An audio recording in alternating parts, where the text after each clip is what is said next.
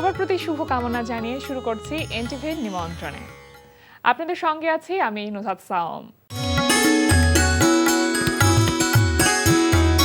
দর্শক, এনটিভি নিমন্ত্রণের আজকের আয়োজনে থাকছে সংস্কৃতি, এনটিভি অনুষ্ঠান সূচি ও আলাপন। প্রথমেই সংস্কৃতি।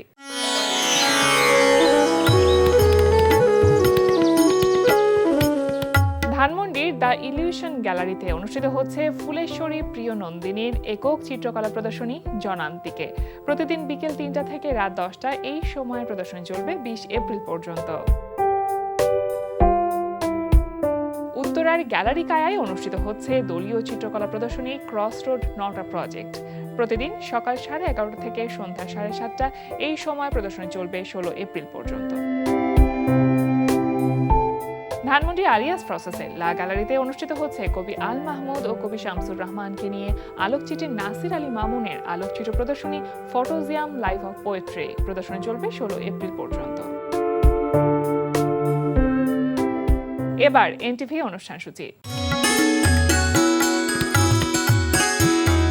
এবার জানিয়ে দিচ্ছি এনটিভির আজ রাতের বিশেষ বিশেষ অনুষ্ঠানগুলির সময়সূচি। সন্ধ্যা 6:15 থাকছে সমসাময়িক বিষয় নিয়ে অনুষ্ঠান সংলাপ প্রতিদিন।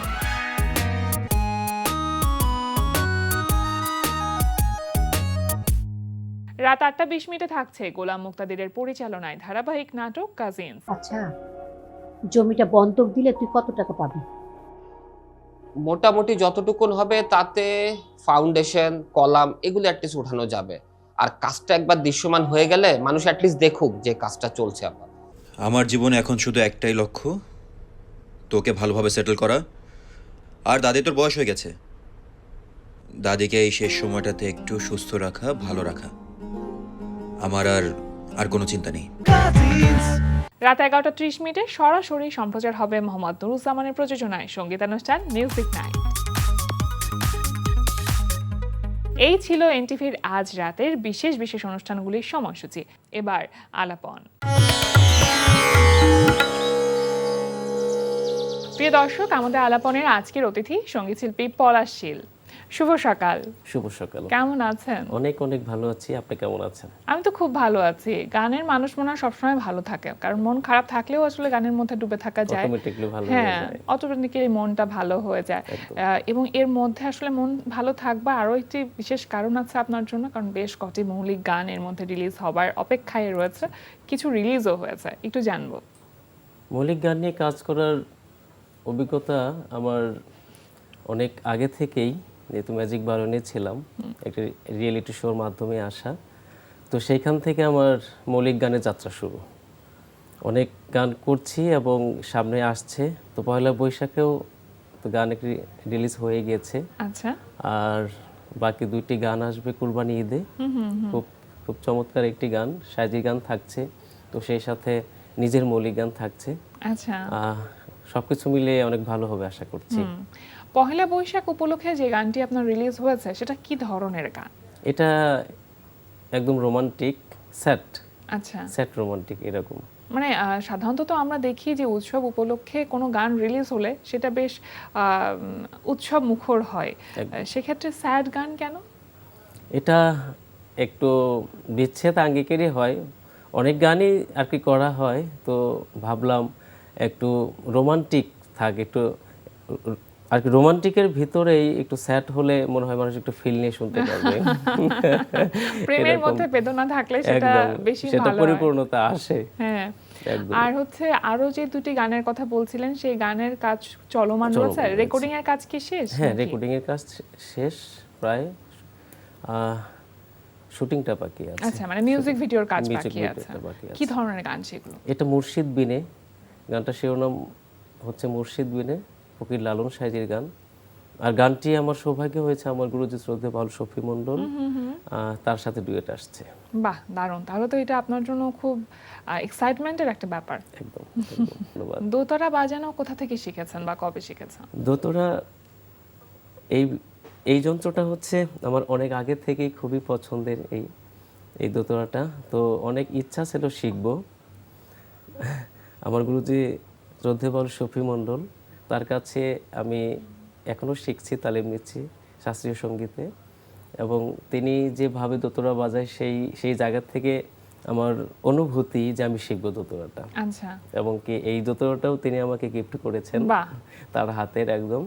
তো তার কাছে বসেই সামনাসামনি আমার শেখা। আর কি কি ইনস্ট্রুমেন্ট বাজানো হয় এমনিতে? দোতরা, হারমোনিয়াম, তবলা, ইউকুলেলে, বেশ অনেকগুলো। বেশ চেষ্টা করছি। ছোটবেলাটা কোথায় কেটেছে বা কেমন ছিল? খুব দুরন্তপনায় কেটেছে কি শৈশবটা? শৈশবটা আমার একদম গ্রামে কেটেছে। আমার হোম টাঙ্গাইলে? ডিস্ট্রিক্ট টাঙ্গাইল, গোপালপুর, হেমনগর গ্রাম। সেখানে আমার শৈশব, এবং কি ওইখান থেকে আমার হাতে খড়ি, আমার যে হাতে খড়ি আমি যে গান শিখেছি, শ্রদ্ধেয় আবুল কালাম আজাদ, তিনি একজন সঙ্গীত সঙ্গীত শিক্ষক ছিলেন আচ্ছা, আমাদের স্কুলে, হাই স্কুলে, হেমনগর শশীমুখী উচ্চ বিদ্যালয়। সেখান থেকে আমার গান শেখা এবং হাতে খড়ি, এবং কি শৈশবটা ওখানেই। আবার বাবার কাছ থেকে, বাবাও গান করতো, আচ্ছা। মা গান করতো, এবং কি বংশ পরম্পরা থেকে গানটা ওইটা পাওয়া, রক্তেই ছিল। বলতে গেলে পেয়েছি আমি। এটা জানি না কতটুকু গাইতে পারি, তো পেয়েছি। সেটা আমরা চেষ্টা করতে পারি, চেষ্টা করতে হওয়া না হয় সেটা তো অনেক পরের একদম। কথা। বাবা মায়ের কাছে হাতে খড়ি নেবার পরে তো ওস্তাজির কাছে তালিম নেওয়া হয়েছে, আপনি যেমনটি বলছিলেন। গুরুজির তো কাছে। সেই সময়টা আসলে কেমন ছিল পরিবেশটা, সাংস্কৃতিক পরিবেশ টাঙ্গাইলে যদি বলি? এটা অনেক বেশ ভালো ছিল। আমাদের বাড়িতে অনেক সাধু মহাজন আসতো, সাধুগুরু বৈষ্ণব গান করতো, রাতভর গান করতো, আমি শুনতাম পাশাপাশি বসে, অনেক কিছু তার মানে উপলব্ধি করতাম, ফলো করতাম কিভাবে গান করে তারা, গানের তার মানে থ্রোয়িংগুলো কিভাবে করে। অনেক গানই হতো, কিন্তু লোকগানটার প্রতি আমার একটু ঝোঁক ছিল বেশি, আচ্ছা, আমার নেশাটা বেশি ছিল। লোকগান বলতে অনেক অনেক সাধু মহাজনদের গান, লালন, হাসন, রাধারমন, সাদুল করিম, বিজয় সরকার, তার মানে একদম লোকসঙ্গীত বিচ্ছেদ।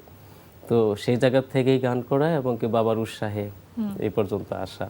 তারপরে তো গুরুজির কাছে শিখছি, এখনো শিখছি, চলছি, হাঁটছি। গান তো গাইছিলেন, এবং তখন আসলে টাঙ্গাইলে স্টেজ শো করা হচ্ছিল হ্যাঁ, আপনার। টাঙ্গাইলে স্টেজ শো অনেক করা হয়েছে, এখনো করি। আমার আমার আর কি গ্রামেও করা হয়, অনেক বড় অনুষ্ঠান হলে আমাকে ইনভাইট করা হয়। এটা নিজের কাছে অনেক প্রাউড ফিল মনে হয়। লোকসঙ্গীত শিল্পী নাকি সঙ্গীত শিল্পী, কোনটা বেশি বললে বেশি খুশি হন? আমি সঙ্গীত শিল্পী, হ্যাঁ। তো সবাই বলে লোকসঙ্গীত শিল্পী আসছে আমাদের, তার মানে ফোক গান করে, হ্যাঁ, তো সবাই অহংকার করে বলে যে আমাদের ফোকের রাজা আসছে এরকম। আচ্ছা। তখন লোকসঙ্গীত। নিশ্চয়ই খুব ভালো লাগে। সেটাই। আচ্ছা, এই যে লোকগানগুলো, আপনি যে মহাজনদের কথা বলছিলেন, যে জীবনের দর্শনগুলো আসলে গানে গানে প্রকাশ করা হয়েছে, সেগুলো বুঝতে কিন্তু অনেকটা সময় লাগে, একদম। মানসিক একটা পরিণত মানসিকতার দরকার পড়ে। কিন্তু ছোটবেলায় যখন গান শিখেছেন বা গান শুনতেন, তখন তো সেটা মনে হতো না, এতটা গভীরতা তখন ছিল না। একটি গান প্রথমবার যখন গাইলেন এবং তারপরে 10তম বারের মতন যখন গাইলেন, সেটার উপলব্ধি বা আবেগটা নিশ্চয়ই আলাদা থাকে। একদম আলাদা থাকে, কারণ এক একটা গানের সুর থাকে এক এক রকম, এক একটা গানের সুর এক রকম, আর গানগুলোর কথাটা আরেক রকম। তো আমি চিন্তা করেছি যে আমি যে গানটা করব, এই গানটা আমি প্রায় 50 বার আমি দেখবো, গানটার আর কি ভাবটা মধ্যে বুঝবার চেষ্টা ভাবার্থটা, করব। হ্যাঁ, সারমর্মটা কি বলেছেন মহাজন। তো আমরা যদি সেই জায়গা থেকে যদি উপলব্ধি করি, এবং কি গানটা শেখার আগে আমি আগে গানটা পড়বো, গানটা পড়ে তারপরে সুরটার ভিতরে এবং কি গানের সাথে আমি ডুববো, তারপর ডুবার চেষ্টা করব। তো একটি গান আমি তো প্রথমবার যে গাবো, আমি সেকেন্ড টাইমে গেলে ওইটা আবার আরেক রকম হবে, আরেক রকম হবে, হ্যাঁ, আবার মিলবে না। তো এটা একটা গান 200 বার গাওয়া লাগে, 200 বার গালে আমার মনে হয় তখন একটা গানের পরিপূর্ণতা রূপ মনে হয় প্রকাশ পায়, খানিকটা বোঝা যায়। এটা আসলে উপলব্ধির ব্যাপার, সাধনার জায়গা তো একদম ডুবতে হয়, তো চেষ্টা করছি। গান কি লেখা বা সুর করা হয় আপনার? আমার, হ্যাঁ, তো চেষ্টা করছি। প্রায় 20-25টা গান আমার লেখা হয়ে গেছে, আমারই লেখা। আচ্ছা, তো সেগুলো কি নিজে গাওয়া হচ্ছে নাকি অন্য কেউ গেয়েছে? নিজে গাওয়া হচ্ছে, কিন্তু আমার এই গানগুলো আমি বের করব, এখনো প্রকাশ করিনি। আচ্ছা, আর এই আমার 10-12টা গানের থেকে এই একটা গান আমার বের হবে, একটা গান বের হবে কুরবানি ঈদে। আপনি তো গান আসলে শিখছিলেন, চর্চার মধ্যে ছিলেন এবং প্রচুর স্টেজ শো করছিলেন, তো কোন ভাবনার জায়গা থেকে রিয়েলিটি শোতে পার্টিসিপেট করা হলো? এটা আমার ভাবনার জায়গা থেকে আমার মনে হয়েছে যে আমি তো গান করি, অনেক মহাজনদের গান করি এবং কি শেখার মধ্যেই আছি। আমার মনে হলো যে এইখানে গেলে হয়তো আমি অনেক কিছু শিখতে পারবো, আচ্ছা, অনেক কিছু শিখতে পারবো, জানতে পারবো। টিকতে পারি কি না পারি সেটা বিষয় না, শিখে আসতে আমি পারবো অনেক শিখে কিছু। আসতে পারবো কি কি শিখেছেন অভিজ্ঞতাটা। যদি বলি? ধরতে গেলে গান কিভাবে গাওয়া হয়, গানের থ্রোয়িংগুলো কিভাবে করা হয়, তারপরে আমাদের একটা মাইক্রোফোনের ব্যবহার ছিল, আমরা গান গাওয়ার ক্ষেত্রে সেই মাইক্রোফোনটা কিভাবে ইউজ করব, পঞ্চমে টান এবং কি নিচের টান, মধ্যম টান, এটার একটা যে ব্যালেন্স, তার মানে সেটা। তারপরে হচ্ছে গিয়া গান গাওয়ার ক্ষেত্রে গান ভালো গাইলেই তো হয় না, ভালো গান উপস্থাপন গান করবার একটা উপস্থাপন ব্যাপার তো আছে। এটা তো একদমই। তারপরে গান গাওয়ার ক্ষেত্রে ভালো মানুষ হওয়া দরকার, ডেফিনেটলি। একদম। তো বিভিন্ন মহাজনের গান আমরা যখন গাই, তো সেই গানগুলো আমাদের একটা ফিউশন হয়েছিল, তোমার একটা বাংলা ইনস্ট্রুমেন্ট আর আমাদের একটা বিদেশি ওয়েস্টার্ন, এটার সাথে ফিউশন, এই ফিউশনের সাথে যে লোকগানের যে সুরের একটা মেলবন্ধন, যে আমি আমার জায়গায় থাকবো, আমি আমার জায়গায় থেকে তো আমি সেই সেই মিউজিকটা আমি নিয়ে নেব, কিন্তু সুরের যেন কোনোদিন ছন্দপতন না হয়। তো সেই জায়গা থেকে তারপরে অনেক কিছু বা অভিজ্ঞতা লোকগানের হয়েছে। যে মাধুর্য, নিজস্ব মাধুর্যটা, একটা হ্যাঁ, মাটির সুর, আলাদা যে একটা মাটির গন্ধ আছে, হ্যাঁ, সেটা যেন নষ্ট না হয়। নষ্ট না হয়। ভবিষ্যৎটা নিয়ে পরিকল্পনা কি, বা গানকে নিয়ে আসলে কিভাবে কাজ করতে চান আপনি? গান নিয়ে আমি গান নিয়েই থাকতে চাই মূলত, এবং কি গান নিয়ে পথ চলতে চাই। ইতিমধ্যে আমি সঙ্গীত নিয়েই মাস্টার্স আমি শেষ করলাম ইউডা ইউনিভার্সিটি থেকে, আচ্ছা, এবং কি লোকগান নিয়েই, সব ধারার গান নিয়ে আমি পথ চলতে চাই। তো আমার শেষ জীবনটাও যেন আমি গান নিয়েই চলতে পারি, এটাই আশা আমার। অবশ্যই। আপনার জন্য অনেক অনেক শুভকামনা রইল। খুব ভালো থাকবেন সব সময়। অনেক অনেক ধন্যবাদ আপনাকে। অনেক অনেক ধন্যবাদ আপনাকেও, এবং কি এনটিভিকে অনেক অনেক ধন্যবাদ আমাকে আমন্ত্রণ করার জন্য। তো সেই সাথে যারা দেখছেন, অনেক অনেক ভালোবাসা এবং কৃতজ্ঞতা। তো সর্বোপরি আমার জন্য দোয়া রাখবেন। অনেক অনেক ধন্যবাদ। প্রিয় দর্শক, আমরা চলে এসেছি অনুষ্ঠানের শেষ প্রান্তে। অনুষ্ঠান সম্পর্কে আপনার মতামত জানাতে মেইল করুন এনটিভি নিমন্ত্রণে @ntvbd.com। বিশ্বের যে কোনো প্রান্ত থেকে যে কোনো সময় এনটিভি নিমন্ত্রণে দেখতে ভিজিট করুন আমাদের পূর্ণাঙ্গ ওয়েব পোর্টাল www.ntvbd.com। এছাড়া এনটিভি সব জনপ্রিয় অনুষ্ঠান ও খবরের আপডেট পেতে ভিজিট করুন আমাদের ইউটিউব চ্যানেল ও ভেরিফাইড ফেসবুক পেজে। সবার মঙ্গল কামনায় আজকের মতন এখানেই শেষ করছি। সবাই ভালো থাকুন, সুস্থ থাকুন, সুন্দর হোক আপনার প্রতিটি মুহূর্ত।